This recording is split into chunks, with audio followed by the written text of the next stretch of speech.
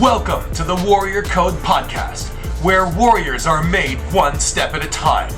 Join us on an exciting journey through the world of martial arts. Discover the secrets of mastering your technique. Unlock the power of a warrior's mindset. Learn from the top instructors and world-class competitors, whether you're aiming for black belt or want to dominate the tournament scene. This is your ultimate guide of becoming the best version of yourself. Get ready. Hey, and welcome to another edition of the Warrior Code Podcast. I have a very special guest with me today, Miss Ursa Terdin from, did I say that right? I'm sorry. It's okay. It's like when you try to copy the language, and you know me with imitations, I like to make imitations. But she is a sports psychologist and a multiple-time world champion in both kickboxing and Taekwondo. Dear friend of mine. It's amazing. We've actually, we've known of each other, we've known each other, and now we finally get to hang out and get to know each other on different levels. And it's been amazing hanging out with her over the last few days. And today we're going to talk about preparation for whether it's a sporting event. We could just on multiple levels talk about preparation. It could be gradings, tournaments. It could be just anything in life, right? Psychology. There's a lot of psychology, physical, mental, emotional preparation going into things. And it was really cool. So she had this thing she was talking to me about, the 3 C's. What were they again? Confidence, competence, and courage. And so how does your process work for those 3? Because I have 3 C's as well. And when we were talking about them, it's like, oh my God, they line up, but they're both different. So take me through your process. You connected them right away. So if I start with preparation, before we get into these, I think that preparation is one of the few things that are always in our control. So we can influence the outcome, but we can control it. So it's preparation, effort, and our attitude that goes into it. So it's actually not so many things. If we would make a list of everything that's in our control or out of our control, it would be a very short list, and preparation being one that's really in our hands. To give ourselves also the best chance of succeeding at whatever we're trying to achieve. And then effort and attitude are maybe a topic for another time. Okay, but, yeah. And how confidence, competence, and courage, so I should say how they connect kind of, or yes, why sure, that would be great. So confidence is probably one of the top 3 topics that come up when I speak to athletes, to my clients, because everyone, when I ask them about what they're struggle with, what's the biggest issue, everyone says confidence. I wish I had more confidence and then I can do this and this and that. And this is probably the most interesting thing I learned about this, is because we think that confidence is something that we have to either have or don't have, and then we can go do something. And then I always ask them, I can ask you, when you were starting to learn how to ride a bike, did you wait in front of the bike to feel confident that you can ride it, go up and start riding it? So yeah, my story of riding a bike, my father scared the crap out of me. So it was get on the bike or get hit. Okay. I got on the bike. Okay, maybe you're the wrong person to ask that. But the question would be what comes first, confidence or competence, the skill? Oh boy. And I get many different answers to that. Can I have neither? Because I wasn't competent. I fell into the hedges and the bushes that were on the side, lining up the sidewalk, and I don't remember being able to bike in a straight line for a while. So there was no competence, and I definitely didn't have confidence. But I think the competence was developed first, because as I was developing the competence, you start, and then because once they take the training wheels off, it's yeah, you can be confident all day with the training wheels, la la la. Yeah. But and exactly. And if you were to wait in front of the mat and given all the time in the world you need until you feel confident to step up, we would all still be waiting there. There's never, the saying that you're never 100% ready for something. And so the reason why I asked it is correct. So competence or the skill always comes first, and then we get confident doing it. Before I ask an athlete this question, is actually I ask them, if you had unlimited confidence on the next competition, what would you be doing differently? What would we see in you? How would you behave towards others? How would your body language be? What if I would see you perform in anything, any sport there is? What would I see? And they start right away. They say, if I had unlimited confidence, I would be running a lot, I would be communicating on the pitch, I would be like kicking, I would be like being very sharp, doing very clean shots, blah blah blah blah blah. And then then we talk about this confidence versus competence, and I kind of challenge them to like start looking at it how if we agree that you have your list now, you go to this competition, and I say like I will go look for your confidence, you go ahead and you do all these things that you said, and like I'll meet you in the break, like give. I love it. And you'll be like, oh, never mind, I found my confidence. As soon as you start doing these things, so like doing like over feeling or thinking, or then you start looking at confidence as something that you do, not something that you have. So you can always choose to do confidence, and everyone is very clear what their confident selves look like. The feeling will follow. So I think this is like an important. Nice. Yeah. I love it. Cool. And then so you have the confidence first, confidence second, and then tell me about the courage part. The courage part. Or is the courage in the beginning? You have to take the leap of faith, kind of a thing. Almost that, yeah. So courage is something. Another interesting definition that changed my way of thinking is that we can be courageous by definition without being scared first. So like we have to feel the fear, and then decide to do the action or the behavior or something anyway. And looking back, we can say I was brave, because if you weren't afraid and you did the action, you wouldn't say I was brave for doing that.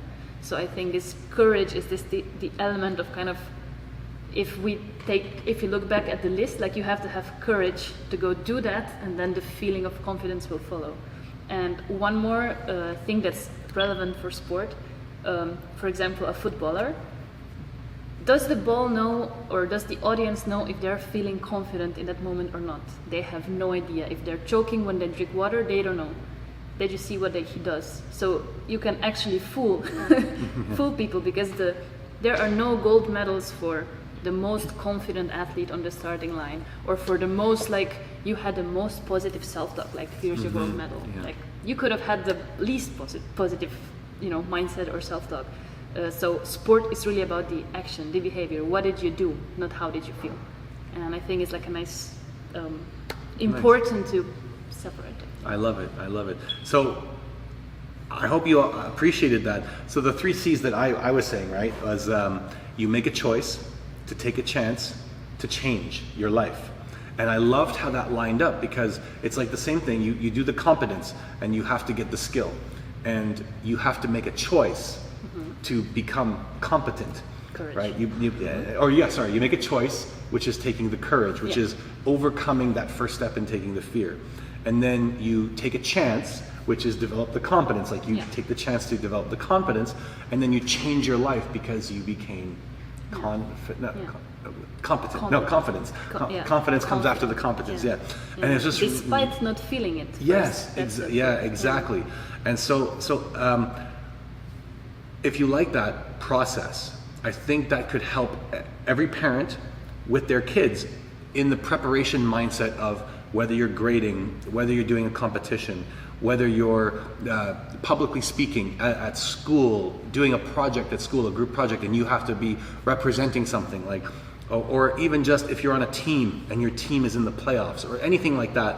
I think if you follow the 3 C's, or in our case, the 6 C's now, I think that could be really helpful. Would you mind also maybe sharing a little bit, like we can maybe share some experiences of like, what were some of your hardest preparations, like hardest world championships or hardest events that you had to prepare for? I know, like, for me, like when I talked about the bike, for me, actually, I was more scared at every world championship I went to. Every World Cup, World Championship, I was more scared because the expectations. The expectations. I've gotten more experience. I've gotten better. So the fall is a bigger fall. Yeah. And so, like, you have to be courageous. And it's funny that you mentioned something that you mentioned a few minutes back. For me, I was scared until my opponent threw the first kick. Once the match was rolling, like, it was more the anticipation of it starting for me. I don't know if you feel the same way. Like, you bow, you get into your position, and then all of a sudden it's like, my knees are wobbling, my heart is pumping, I'm sweating even though nothing's happened. And then all of a sudden, you're bouncing and the person throws that first kick and it's just like, okay, Yeah. I'm ready. You know what I mean? I don't know if you feel the same way. Usually it's like upon the first exchange, like upon first contact, then it's like the ice is broken. And I actually read a quote about that fear melts upon contact. Like as soon as you're there, like. Oh, nice, nice. Okay. So for you, let's maybe put it into a story format of like, what would be the hardest competition you ever had to prepare for, and like, how did that go? How was it like? I would say probably last year. So last year was a very, very competitive year. So I competed in Taekwondo and kickboxing, and because the years line up in this way, we always have 2 world championships per year. So then the next year is double Europeans, and then the next year again it's 2 worlds and 1 Europeans, because Taekwondo has it every year. So last year we had probably 3 kickboxing World Cups, Europeans in April, and then we had Worlds in September in Taekwondo and in November in kickboxing. So wow. The reason why it was the hardest was because you had to kind of keep a high level throughout the year, but I was also very aware that I can't expect myself to be at a high level at Europeans in April and then again in September and again in November. So I kind of like, I have this set training priorities divided by month, knowing that like September was the one where I want to peak, because I never won a Taekwondo world title before that, so that was my target number 1. And in November I was defending my world title from 2 years ago, so of course it was important, but I think I was more hungry for this one in September. So on one hand it was the hardest preparation, because it was a long year with lots of like, you couldn't allow yourself to fall out of training too much, but also not be overtrained before you have to really start getting ready. But on the other hand, it wasn't hard because I knew exactly what I was working for. I think the hard part started after Finland. The Taekwondo one was done. I won everything. Like, I was mentally, I was done after it. For 2 weeks, I really felt that exhaustion. You just needed downtime. I did, but at the same time, you can't have too much downtime, because like kickboxing is physically way more demanding. We have like 3 times 2 minutes bouts. The mats are smaller. Like, you have to be physically. So it's more engaging. It's more engaging. More, yeah. So one thing I want to for the camera is, so when we are talking about the different competitions, so for people in North America, when we go to an ITF World Cup, we look at it like a world championship. The reason being is because in North America, there are a lot of competitions, but not every competition is well supported. So every tournament is small, they're all small club level events, and they're not the same level as Europe. In Europe, there are so many countries, it's so cheap for people to travel compared to the cost of airline tickets and bus tickets and everything in North America. So North American tournaments are smaller and they're a little bit less professional. It's not that for the lack of trying, it's just that in the European organization, it is a very big organization, lots of countries, lots of members, and very high level fighters.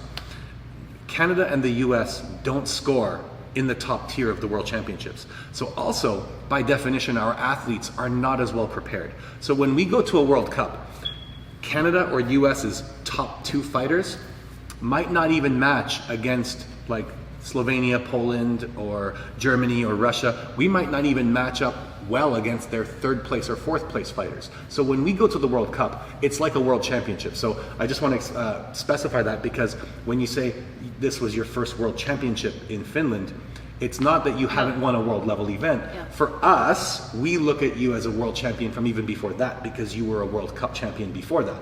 But this was your first world championship. So in Europe, because World Cup is a club level event, meaning anyone can go, and Slovenia's first place person is going to be, by definition, better than Germany's or Poland's or any other country's fifth place or sixth place person, or someone who's never been to the World Championships before. So when Ursa's talking about the World Championships, she's saying that World Championships are only for black belts, and you have to qualify to get there. And only one person per country. Yeah, and only one person per country per weight category is going. So you're fighting the best of the best from around the world, versus at a World Cup where you're fighting anyone who registers and shows up, who might not even be in the standings of the European Championships or at the World Championships, right? So that's why they look at the tournament circuit a little bit differently, because they have more access to higher level tournaments than we do. So, okay, just wanted to specify that. And then, so how many, you told me before, and I think it was 20, you said 20 matches last year, or in the last year? This year, 20. How many matches did you do in 2023? Did you count? You didn't Not count. as Okay. many actually. This year we did we did Open Dutch, we did Warrior Open, which is the English edition of Warrior. Yeah. Europeans and 2 kickboxing World Cups, and on each actually it might be 19. 19 matches. Matches, yeah. So last year we did the Worlds, where I had 3 fights each. Europeans. I don't think it was as many in the whole year. Yeah. But think, so from January to July, 19 matches. So an American person going to just an average tournament once every 2 tournaments, 3 tournaments a year, we have to compete almost 3 years to get that. Yeah. But 3 of them were team fights, so maybe it's not like. Well, I mean, a fight is a fight. A fight is a fight. A lot of times in the States, here's why I say European tournaments are better. The schedule and the professionalism of the event doesn't get compromised by the schedule, like by the timings. So here in the States, sometimes we'll announce that we have 2 rounds, 2 minutes for black belt matches. And then what will happen is the tournament will go, and if they start color belts in the morning, they'll do the black belts in the afternoon. And then they'll look at the time and they'll say, oh, well, we had this setback, this setback, this setback. Okay, instead black belts are gonna do 1 round, 2 minutes, and then the finals will be 2 rounds, 2 minutes. And what happens is the integrity of the match is different, because they made a compromise to the tournament because of the timing with the allowance of the hall and everything like that. So that's why, like, a lot of us here in the States, like myself, we're trying to upgrade the experience of competitions, which is why with my tournaments we do round robin for every division, because I want people to have more experience with their competitions. For me, I guess my hardest tournament that I ever prepared for was 2001 Rimini, Italy. And it's just because at the time I was doing team patterns, team sparring, team special, team power, individual patterns, individual sparring. And it was my second world championship. My first world championship, I only qualified for special techniques. I was horrible. Tournament, I was so convinced I was gonna hit the target. And you know, like, you only have an X number of time to do this event. And so I did the flying high kick in Russia, 97, flying high kick, and I was hitting it in Canada, I was hitting it in practice, and then I missed it. So then my confidence went. And then I did the flying turning kick, and I hit it, but then I landed, I put my hand on the floor. Disqualified on that one. Then I did the 360 back, way off. Then I did the reverse turning kick, the flying reverse turning kick, nope. And then I was like, okay, I got one technique left, the flying side kick. And I don't know if you remember or ever seen this, back in the old days, the flying side kick wasn't height, it was length, it was 3 meters for men. So I jumped and I made the position for the kick. And I was like, uh-oh, I'm gonna hit the board, but I'm not gonna land. And if I land, I'm gonna break my legs. So I just held the position and I slid like in baseball past the board. But anyway, so that was my first world championship. But as a student of the game, I studied, and I studied what everybody was doing. I studied how the fighters were fighting, and I brought that back with me. And for Rimini, Italy, I was training 7 days a week, multiple trainings a day. And I think that was the hardest I ever worked. And I think it was because it was my first, I didn't know what to expect as a competitor. I just knew what to expect from the other people. And so it was the least nervous I was. And it was I had, I guess, not so much pressure on myself compared to other world championships after that. Because after that, I became a school owner, you know, and as a school owner, you're trying to always represent your students. You're trying to, hey, if I can't win, am I a good leader? So every world championship after that became like, it became more mentally harder, but physically easier. Like it kind of like, but Rimini, Italy, I was exhausted. I was in the best shape of my life. I'll show you, I have a really small video of one match where it's like, I have this big head and this skinny body because I hadn't filled out yet. But anyway, so after you go through the process of the preparation and the event, what do you do to recover? Usually not show up in the gym.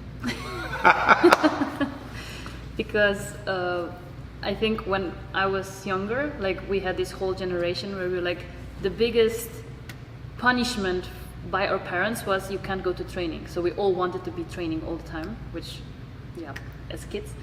And I think even if we could have rested during the summer, we were still, I'll just go twice a week or 3 times a week just to, you never really rest. Even if you just go there just to kick a little bit, but you're not really resting. Like resting is doing nothing.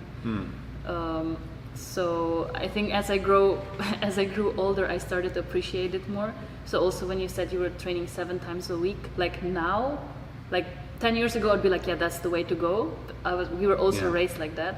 But now, like, I absolutely know this is not like sustainable, like long term, like you're not doing yourself a favor and you're not progressing as much as you think you are, because like the rest in between and like maybe even combining it with, I don't know, low intensity runs, strength training. This is what I started maybe in the last 2 years to kind of have a more complete preparation. So not just kicking and like high intensity, dying at every training. Kind of balancing it out with low intensity, with strength, with this, and kind of having more complete preparation that way. I have another question for you, if you don't mind. So, in different sports, in different fields of athletic competition, have you ever gone through, after a tournament was over, any kind of like sadness, depression? For instance, like Michael Phelps, who wants to win the most amount of medals at an Olympics. There was a story that when he won, he came out depressed after because the event is over. Have you ever gone through that? Because I think it's important for people to know, whether it's a competition, whether it's like when someone's gearing up to test for their black belt, because that's like a milestone. That's like the end of a journey. Whether it's the World Championships, whether it's black belt, whether it's a big event in your life.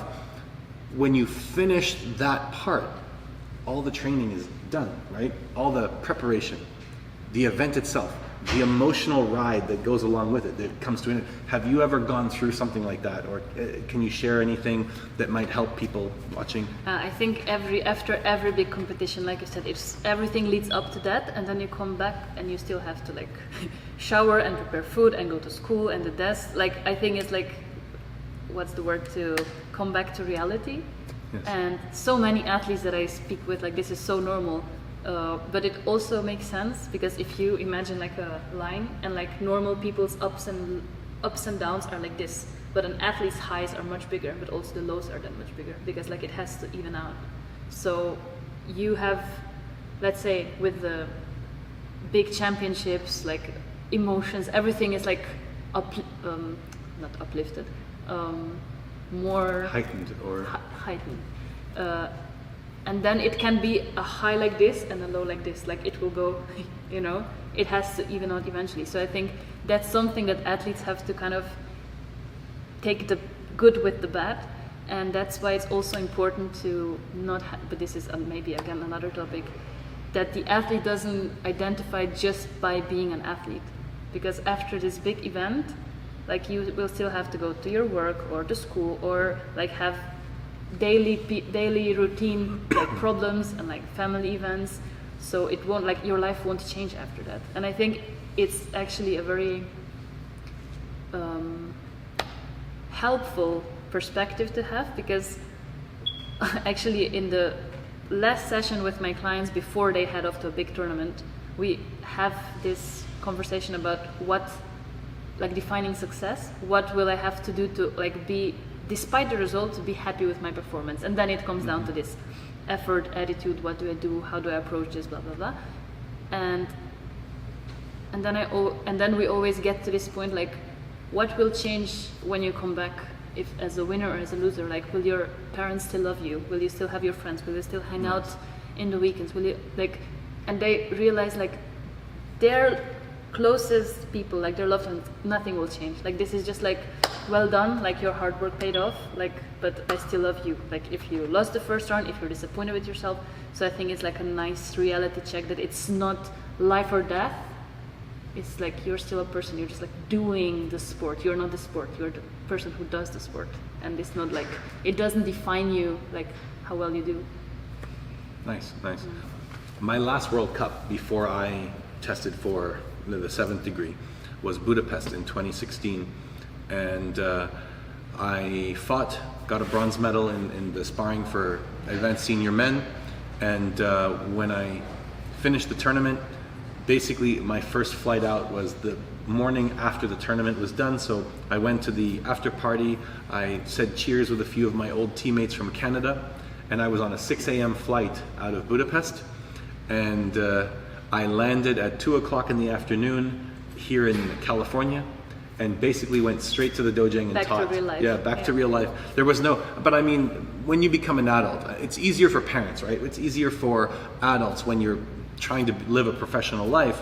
You can have the hobby, you can have the career in competition, but when you land and you're back on your home soil, it's like, uh-oh, it's 2 o'clock. I teach at 4:30. Got to go to the dojang, put on a uniform, and I mean, for me, it was like, I was exhausted from like jet lagged, and I was competing the 2 days before, and for me it was like, oh my God, I'm so tired. But at the same point, it's like, okay, I have clients to service, I have people to take care of, and I'm a married man. I have a wife waiting for me to also fulfill my responsibilities at home, cooking, cleaning, and everything, preparation.